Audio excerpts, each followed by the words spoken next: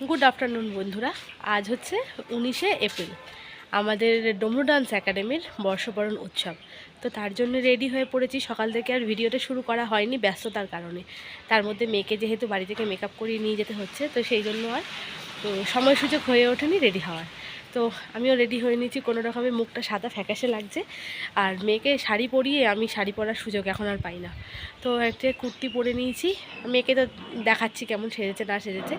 আর মেয়ের জন্য টিফিন বানিয়ে নিয়েছি, জল, টিফিন সমস্ত কিছু প্যাকিং করে বেরিয়ে পড়বো। আর আমাদের প্রোগ্রাম হচ্ছে এপিজে আব্দুল কালাম অডিটোরিয়ামে, প্রত্যেকবার যেখানে হয় আর কি। তো রেডি হয়ে নিয়েছি, তো চলো বেরোই, সেখানে গিয়ে আবার দেখাচ্ছি। কারণ অনেকটা লেট হয়ে গেছে, বাড়িতে এখন বকবক করলে ভিডিওটা অনেক বড় হতে থাকবে, আর ওখানে পৌঁছোতে আমাদের অনেকটা লেট হয়ে যাবে।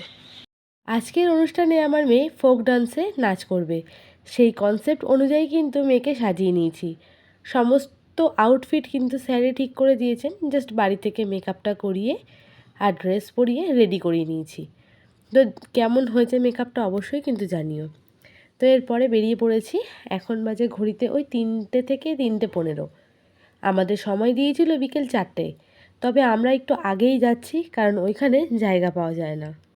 তো চলে এসেছি আমরা কল্যাণী ইউনিভার্সিটির আন্ডারে, এখন ভেতরে। এই জায়গাটা এতটা ভালো লাগে, কিন্তু রাতের বেলায় ঘুটঘুটে অন্ধকার, চারিদিকটা যেমন সবুজে সবুজ, রাতের বেলা তেমন কালো অন্ধকার, তাই না? আর এই যে আমার সোনামা, আজকে আই মেকআপটা খুব ভালো হয়েছে, আমারই ভীষণ ভালো লাগছে আই মেকআপটা, নাহলে জায়গা পাওয়া যায় না। চলো ভেতরে, তাই দেখবো কত জায়গা। তো চলে এসেছি এপিজে আব্দুল কালাম অডিটোরিয়ামে। আসবে না ভেতরে? ওর পাপা আমাদেরকে দিয়ে এখন চলে গেল। তো চলো সোনা, সাইডে চলো, ভেতরে গিয়ে ঠিক করে দেবো।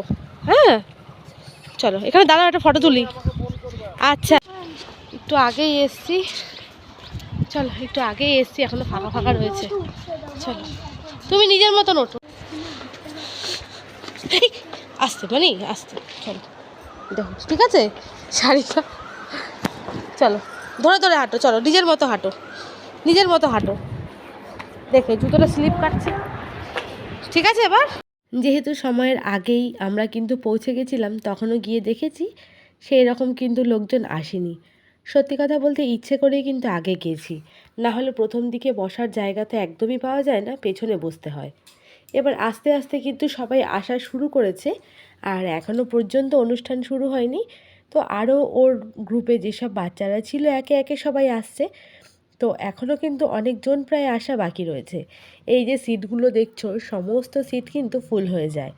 আর এদিকে আমি আমার বান্ধবী স্বর্ণালী আর মেয়ের বান্ধবী গিনি, ওকেও বলে দিয়েছিলাম যে একটু আগে আগে আসার জন্য।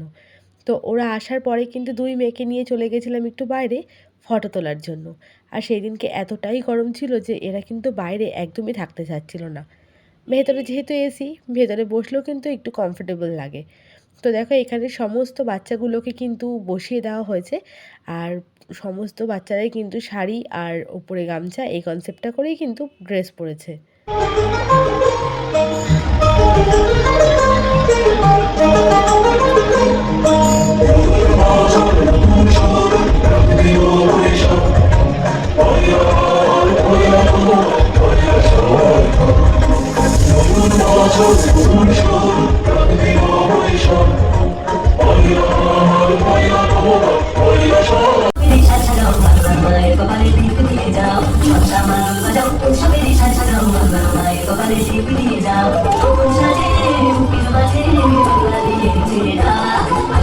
বিভিন্ন শিক্ষক শিক্ষিকাদের নাচ গানের মধ্যে দিয়েই কিন্তু অনুষ্ঠানের সূচনা হয়েছে। আর আমরা জায়গা পাওয়া সত্ত্বেও কিন্তু সিঁড়িতে বসে অনুষ্ঠান দেখছি, কারণ সিঁড়িতে বসে অনুষ্ঠান দেখতে কিন্তু আমাদের ভীষণই ভালো লাগে।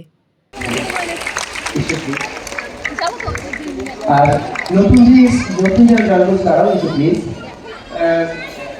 দিশা আমাদের কাছে করে যে ম্যাডাম এরা আমার অ্যাসেট, এরা আমার সম্পদ, এরা শুধু নয়, পুরো চুপটাই আমার সম্পদ। তো আপনাদের বাচ্চাদের এরাই সব যত্ন করে ধরে।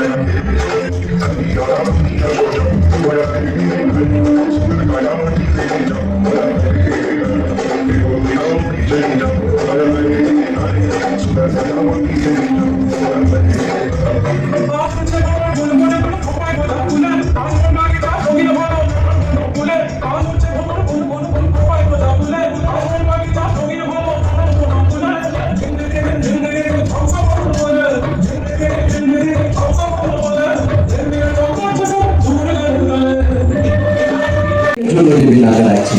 প্রেরণার পর আমরা ডেকে নিচ্ছি শ্রীনন্দী সরকারকে। মেয়ের নাচ আর মেয়ে যেহেতু ফার্স্ট ডিভিশনে পাশ করেছিল তাই জন্য কিন্তু ট্রফি পেয়েছে।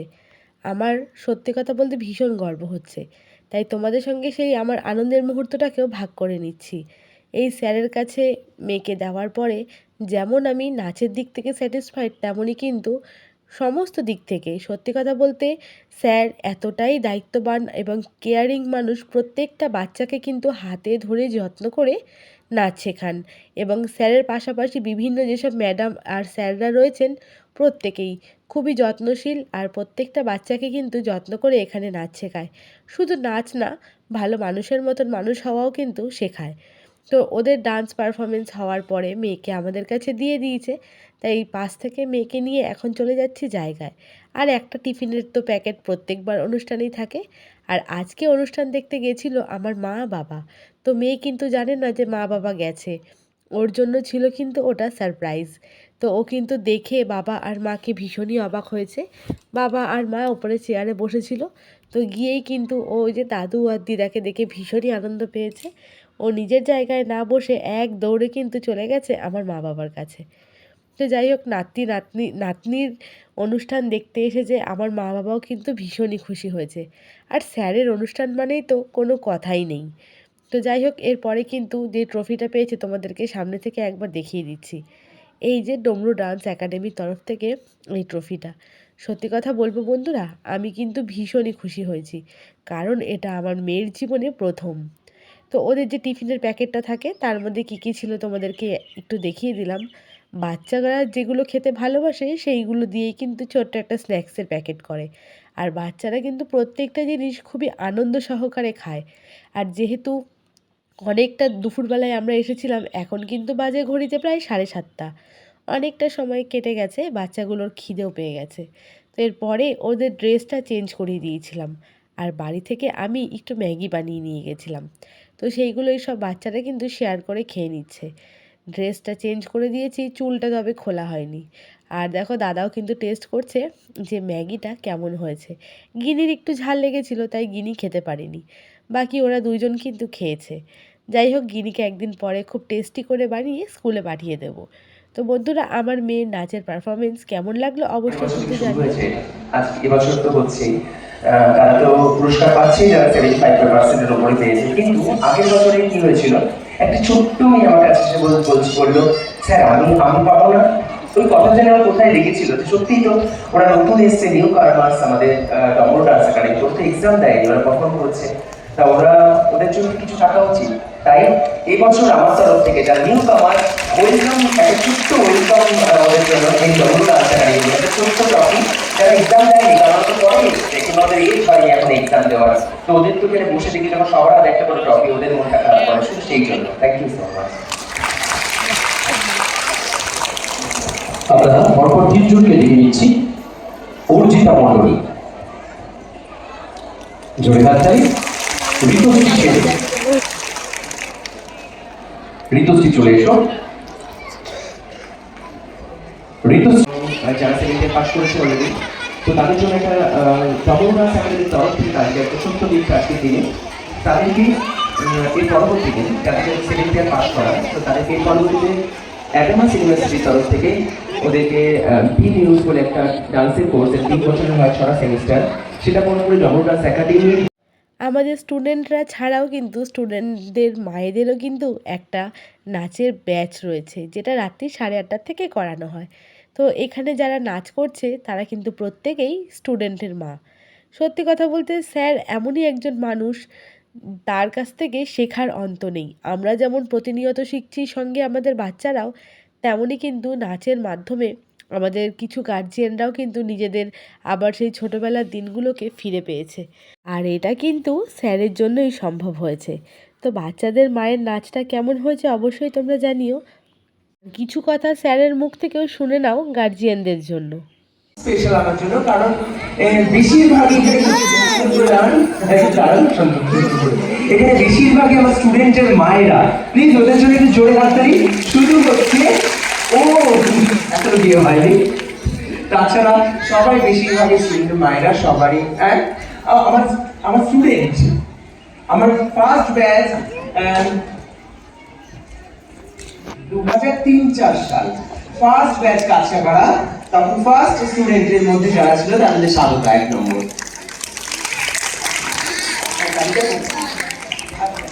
আর আর কি বলবো, এই সবাই স্টুডেন্ট। এটা আমার বোন, নিজের আমার মেয়ে, নিজের বোন। ও ছোট্টবেলা থেকে, বেশি ছোট্টবেলা থেকে অনেক স্মৃতি এদের সঙ্গে জড়িয়ে। এর বাচ্চারাও যেমন সুন্দর, ওরা বাচ্চারা যেমন সুন্দর পারফর্ম করে, মায়েরাও কোনো অংশে কম যায় না।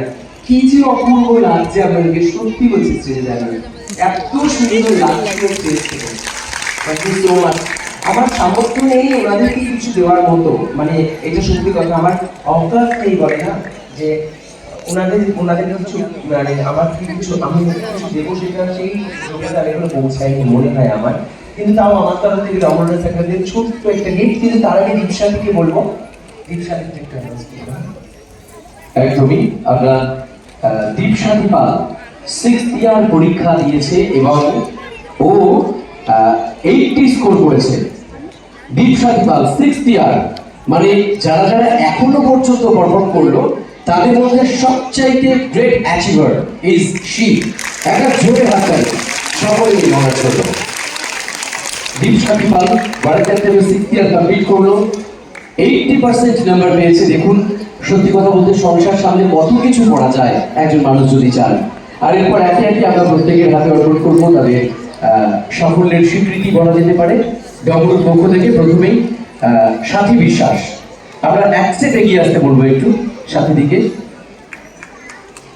তো আমরা বেরিয়ে পড়ছি, কিন্তু অনুষ্ঠান এখনও শেষ হয়নি। স্যারের নিজস্ব কনসেপ্ট যেটা মহাভারত, সেটা এখন হচ্ছে। তো যাই হোক, দুঃখের বিষয় এবছর দেখতে পারলাম না, কারণ আমাদের নেমন্তন্ন রয়েছে, তো তার জন্য আমাদের বেরিয়ে যেতে হচ্ছে।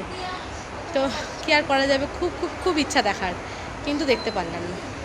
চলো বেরিয়ে পড়ছি, তারপর জানি না আর পরে ভিডিও করতে পারবো কি না। যেটুকু হলো খুবই ভালো অনুষ্ঠান একটা হলো। আর এই যে ট্রফি মেয়ে পেয়েছে, মেয়ে ট্রফি পেয়েছে, মেয়ে কতটা আনন্দিত জানি না, কিন্তু ওর থেকেও বেশি মানে আনন্দিত হয়েছি আমি। মানে এতটাই আনন্দিত হয়েছি যেটা বলতে গিয়েও কথা হারিয়ে ফেলছি আর কি। তো চলো এগিয়ে যাই, পরে আবার দেখা হবে। খুব মানে ইচ্ছা ছিল দাদা বলছে স্যারের অনুষ্ঠান দেখার, কিন্তু কি আর করা যাবে, যেহেতু নেমন্তন্ন রয়েছে তাই জন্য আর দেখা হলো না। এখন তো পুরো রাস্তা ফাঁকা, আর একটু পরে মানে স্যারের প্রোগ্রাম মোটামুটি 8 ঘন্টা 45 মিনিট হবে, হয়তো 10টার মধ্যে অনুষ্ঠান শেষ হয়ে যাবে। ততক্ষণে আর এখানে কোনো জায়গা থাকবে না। আর এই যে আমি আর স্বর্ণালী রানী যাচ্ছি এখন এখান থেকে বেরিয়ে যাব নেমন্তন্ন খেতে, নেমপো খেতে, তাও শ্রাদ্ধ বাড়িতে। চলো, দেখ গাড়ির লাইট মনে হয় চলেও এসেছে হয়তো। এই যে সেই জায়গাটা, দিনের বেলায় যতটাই সবুজ, মানে রাতের বেলায় কিন্তু ততটাই কালো অন্ধকার। আর সত্যি এই জায়গাটা দিনের বেলায় কিন্তু খুবই ভালো লাগে, আর যত রাতই হোক না কিন্তু খুবই সুরক্ষিত জায়গা। তো এখনও ওর বাবা আসেনি, তাই আমরা হাঁটতে হাঁটতে এগিয়ে চলেছি। আর মেয়ে দুটো ওই যে গাড়ি করে আসছে। চলো। আমাদের তো নেমন্তন্ন ছিল, আমার বান্ধবীর শ্বশুর মারা গেছেন, এর আগের ভিডিওতেও তোমাদেরকে বলেছি। তো তারই কিন্তু আজকে মৎস্যমুখ ছিল। আমরা সেইখান থেকেই কিন্তু সোজা চলে এসেছিলাম বান্ধবীর বাড়িতে। দুপুরবেলায় খাওয়া দাওয়ার অনুষ্ঠান ছিল, কিন্তু নাচের প্রোগ্রামের জন্য দুপুরবেলায় আমরা একদমই আসতে পারিনি। তো খাওয়া দাওয়া সেরে নিচ্ছি। শ্রাদ্ধ বাড়িতে যা হয়, ভাত ডাল শুক্তো, এঁচোড় চিংড়ি মাছ, এইসবই। আর এখানে আমি আর গিনি বসেছি, আর ওই পাশে আমাদের হাজব্যান্ডরাও কিন্তু বসেছে। তো চলো বন্ধুরা, খাওয়া দাওয়া সেরে নিই। রাতে ভীষণ ক্লান্ত, সকাল থেকে শুরু হয়েছে আজকে। আর এই হচ্ছে পাকা বুড়িটা, যেটা ওদের বাড়ির এক বাচ্চা। তো চলো আজকের ভিডিওটা কিন্তু এইখানেই শেষ করছি। দেখা হবে তোমাদের সঙ্গে পরবর্তী কোনো ব্লগ ভিডিও কিংবা রেসিপি ভিডিওতে। সবাই ভালো থেকো, সুস্থ থেকো। আর ভিডিওটা কেমন লাগলো অবশ্যই কিন্তু কমেন্টের মাধ্যমে জানিও।